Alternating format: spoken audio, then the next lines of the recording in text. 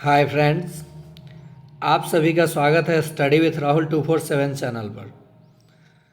आज के क्लास में हम लोग पर्यावरण और हम में देखेंगे कक्षा 3 और 4 के सभी महत्वपूर्ण प्रश्न जो एनसीईआरटी और एससीईआरटी का निचोड़ होगा और ये दिए गए महत्वपूर्ण परीक्षाओं के लिए काफ़ी उपयोगी होगा। आप अंत तक देखिए प्रश्नों को और उसके बाद इसका जवाब दीजिए या फिर आंसर देखिए। और लास्ट में मैं मॉक टेस्ट के रूप में 10 प्रश्न दूंगा, जिसमें से आपको कम से कम 8 प्रश्नों का जवाब देना होगा और जिनका 8 प्रश्न सही सही होगा समझिए कि उनका एग्ज़ाम में स्कोर बहुत अच्छा होगा। तो चलिए प्रश्न की शुरुआत करते हैं। पहला प्रश्न है, इंद्रधनुष में कितने रंग होते हैं? तो इंद्रधनुष में कुल 7 रंग होते हैं। कितने होते हैं? इंद्रधनुष में 7 रंग होते हैं। चलिए अगला प्रश्न देखते हैं। सूर्य के प्रकाश में कितने रंग होते हैं? तो सूर्य के प्रकाश में भी कुल 7 रंग होते हैं। कितने रंग? 7 रंग। मैं सभी महत्वपूर्ण प्रश्नों का निचोड़ लिया हूँ। शहद प्राप्त होता है तो शहद हमें मधुमक्खियों से प्राप्त होता है। किससे? मधुमक्खियों से। और इनके घर को क्या कहा जाता है? छत्ता कहा जाता है। मधुमक्खियों का छत्ता। अगला प्रश्न है, हम लोग सुगंध किस अंग से लेते हैं? तो हम लोग सुगंध नाक से लेते हैं। किससे लेते हैं? नाक से लेते हैं। कान से सुनते हैं, जीभ से स्वाद लेते हैं और आँख से देखते हैं। ये तो आसान था। बिहार का राजकीय फूल है, तो बिहार का राजकीय फूल ऑप्शन है कमल, गुलाब, गेंदा या चमेली। तो इसका सही जवाब हो जाएगा गेंदा। क्या हो जाएगा? गेंदा। निम्नलिखित में से स्तनधारी जीव है, मतलब कि जो अपने बच्चे को जन्म देने के बाद दूध पिलाती हो। तो वो हो जाएगा ऑप्शन है गाय, लोमड़ी, मेढक, बिल्ली। और यहाँ देखिए जीव है और नहीं, मैं भूल गया। मैं बार बार यही मिस्टेक करता हूँ।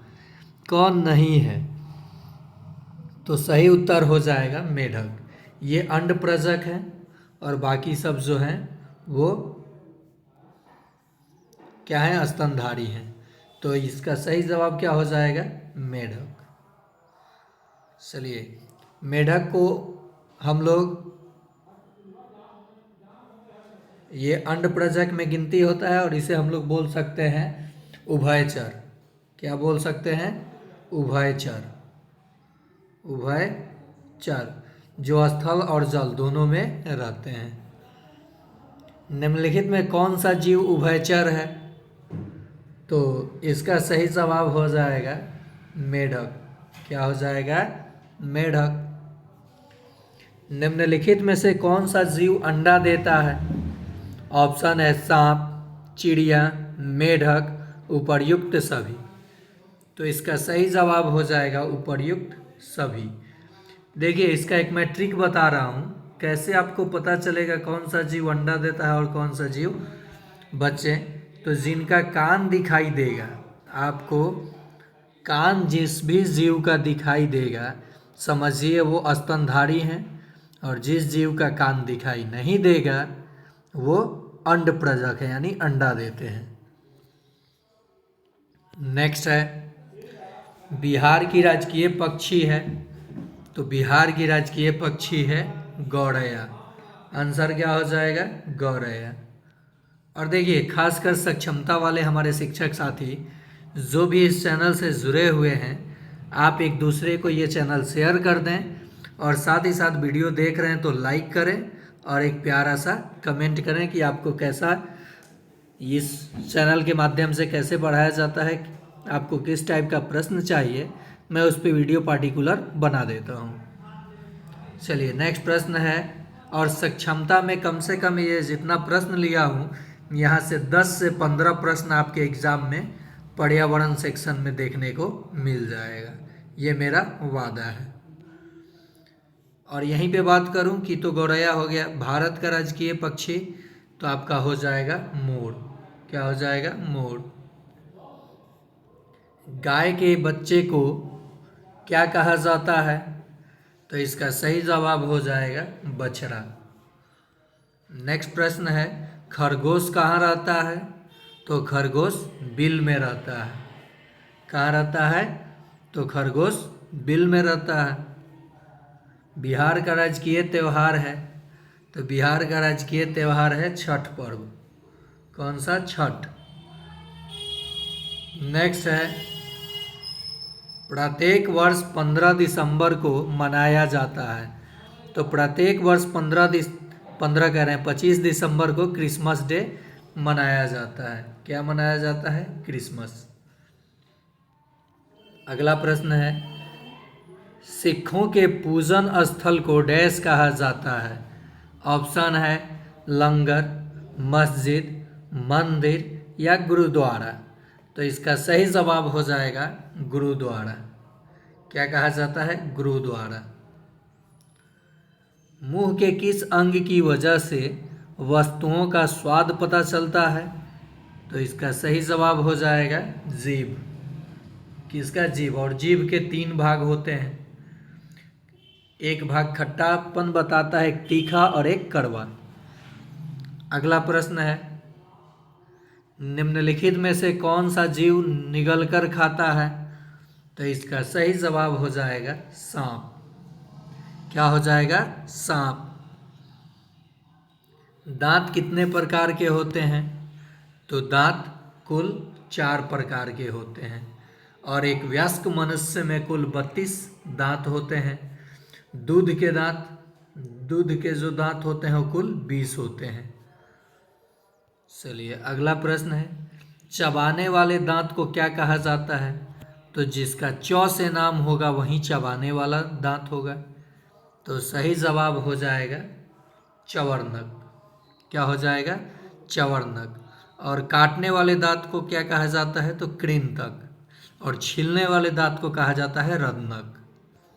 ये सब दांत के प्रकार का नाम है।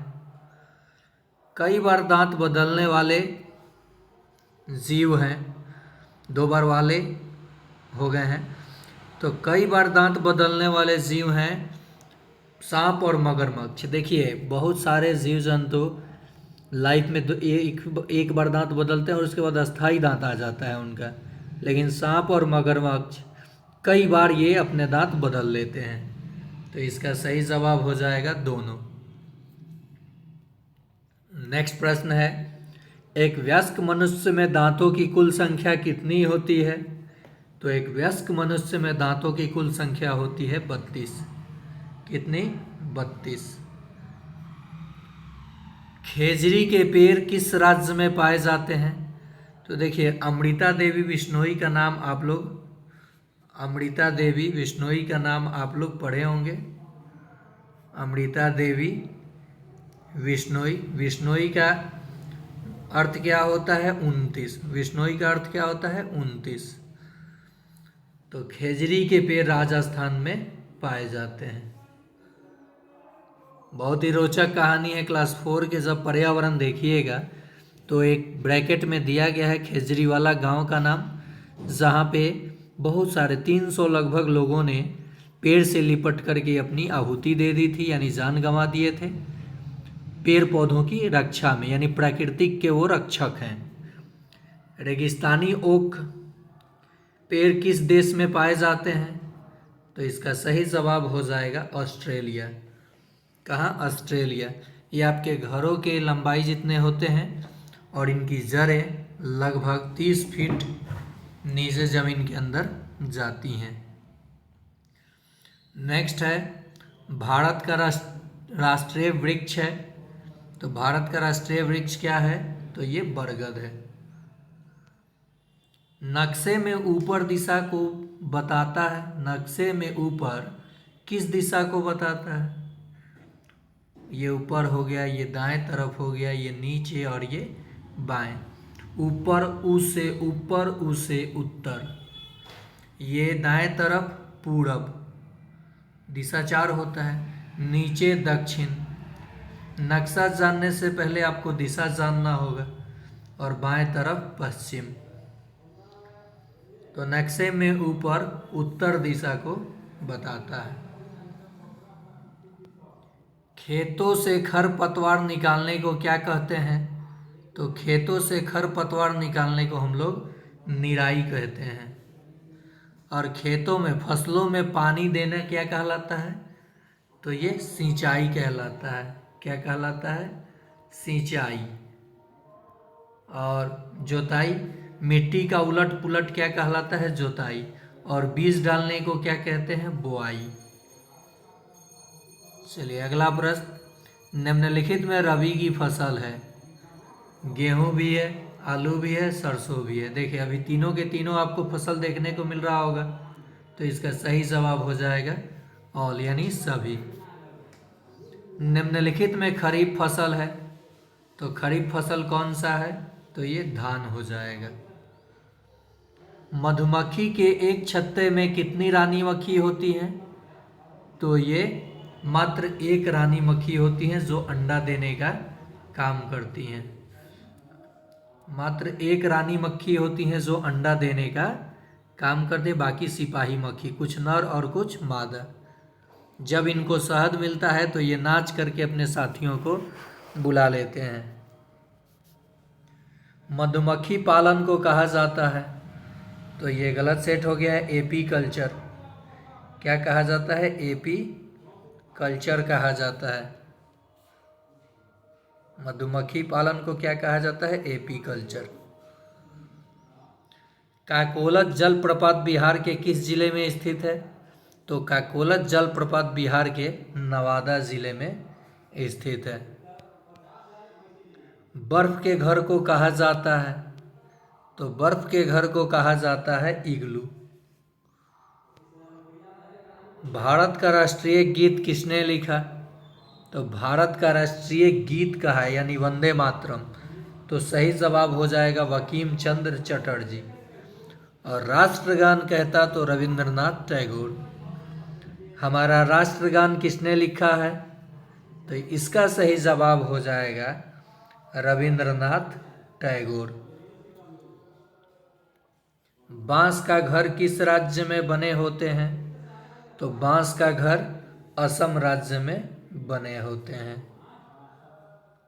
बात करूं यहाँ लद्दाख में, तो कटीली झाड़ियों और पत्थरों का घर, पत्थर और झाड़ियों का घर तो लद्दाख में देखने को आपको मिल जाएंगे।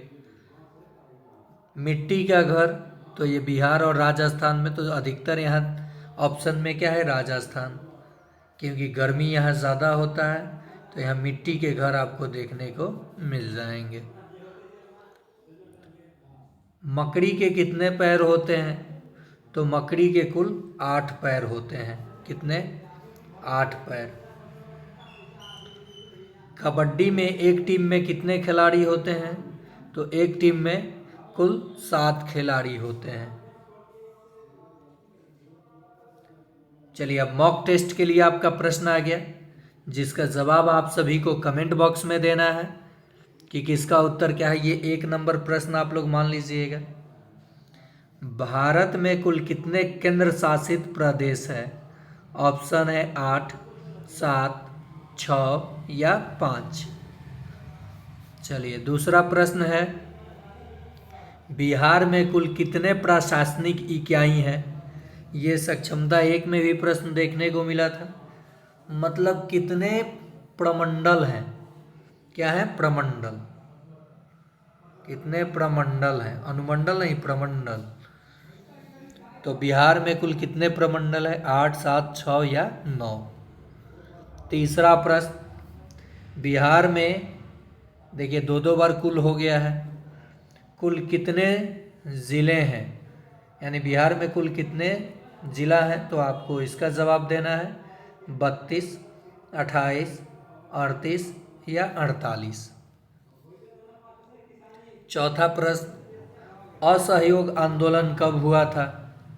ऑप्शन है 1919, 1922, 1920 या 1930। पांचवा प्रश्न, दिल्ली चलो का नारा किसने दिया था? महात्मा गांधी, सुभाष चंद्र बोस, सरदार वल्लभ भाई पटेल या पंडित जवाहरलाल नेहरू। छठा प्रश्न है आप लोगों के लिए, राष्ट्रगान किसने लिखा? राष्ट्रगान है, गीत नहीं। महात्मा गांधी, बंकिम चंद्र चटर्जी, रविंद्रनाथ टैगोर या पंडित जवाहरलाल नेहरू। अगला प्रश्न है, विश्व की सबसे लंबी नदी है? गंगा, टेम्स, नील या गोदावरी।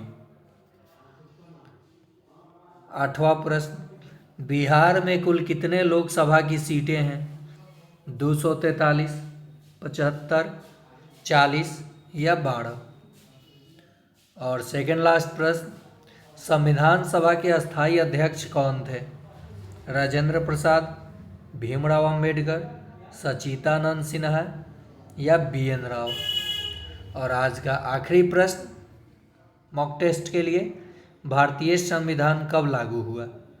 1950, 1949, 1929 और 1947। साथ ही साथ मैं आपको बता दूं, सक्षमता एक और दो के अगर प्रश्न